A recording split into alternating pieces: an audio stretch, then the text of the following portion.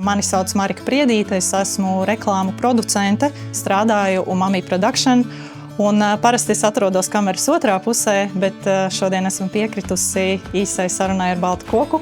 Kā mēs vispār nonācām pie baltu koka, kā mūsu izvēles, mēs īstenībā sākumā veicām nelielu priekšizpēti internetā, ko mēs varējām atrast no uzņēmumiem, un kas atbilda mūsu tādām prasībām vai varbūt pat ne standartiem, bet ko mēs vēlējāmies.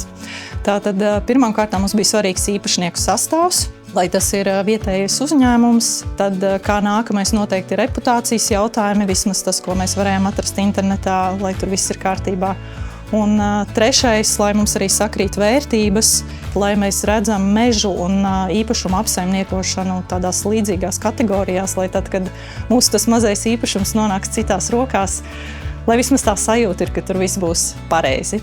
Jau no pirmajiem zvaniem mums patika pilnīgi viss, kā Renārs izskaidroja sadarbības noteikumus, kas notiks, paņēma uz sevi tādas darījuma daļas, ko mēs arī labprāt paši nebūtu darījuši. Mana mamma bija priecīga arī par to, kā viss tika izskaidrots, nodota informācija. Un, protams, darījuma ātrums bija fantastisks. Ja nebūtu dažas aizķeršanās ar lēmumu pieņemšanu tieši mūsu pusē, es domāju, tas notiktu pat vēl ātrāk. Tā kā līdz pat pēdējām tikšanām, kad mēs jau braucām pie notāra, man šķiet, ka tas darījums notika pats no sevis nemanot.